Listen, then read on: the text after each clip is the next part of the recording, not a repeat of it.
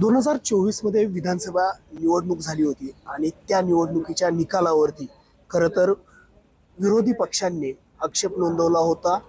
महाराष्ट्रात अनेक ठिकाणी आक्षेप नोंदवला गेला आणि त्यानंतर खरं तर या व्हीव्हीपॅडवरती मतमोजणी पुन्हा घेण्याचं खरं तर ठरलं गेलं आणि त्याची मतमोजणी करण्यात आली। खडकवासला विधानसभा मतदारसंघातील शरद पवार गटाचे जे उमेदवार आहेत सचिन दोडके आपल्यासमोर आहेत। खरं तर तुम्ही आक्षेप नोंदवला होता, त्यानंतर आज खरं तर ही या गोदामामध्ये या मतमोजणी सुरुवात होतीये। मतमोजणीवरती आता पुन्हा एकदा तुम्ही आक्षेप घेतला। तसं पाहायला गेलं तर आज आज तो हे नाही नोंदवलेला नाही। आपण ज्या दिवशी मतदानाची काउंटिंग चालू झाली त्या दिवशी पहिला अर्ज माझा होता की आम्हाला ह्या सर्व मशीनमधले जे पहिला रिजेक्ट आला तो रिजेक्ट चुकीचा दिसत होता।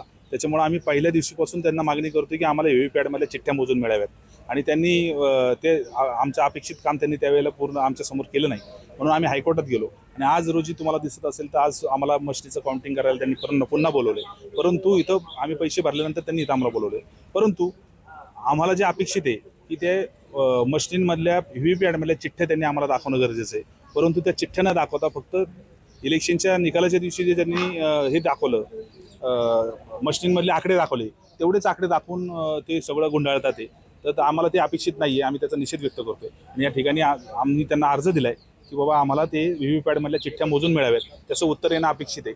ते उत्तर आल्यानंतर तोपर्यंत आम्ही इलेक्शनच्या काउंटिंगची प्रक्रिया आता त्यांची थांबवली। पुढील प्रक्रिया काय असणार आहे तुमची? कशा पद्धतीने पुढील कार्यवाही करणार? उत्तर आता त्यांचं देण्याचं अपेक्षित वाट बघतोय। त्यांनी जर सकारात्मक उत्तर दिलं, व्हीव्हीपॅड जर मोजल्या तर आम्ही त्याच्यामध्ये सहभागी होऊ। जर त्यांनी व्हीव्हीपॅडमधल्या चिठ्ठ्या जर मोजल्या नाहीत तर आम्ही त्यांचा निषेध व्यक्त करून या ठिकाणून बायकॉट करणार आहे, कारण का आम्हाला अपेक्षित त्याच्यामधले चिठ्ठ्या मोजल्या गेल्या पाहिजेत आणि ह्याच्याबद्दल आम्ही हायकोर्टामध्ये या सगळ्या गोष्टींचे त्या ठिकाणी हायकोर्टाला कळवू। या यंत्रणेवरती पुन्हा एकदा सचिन दोडकेंनी आक्षेप व्यक्त केलं।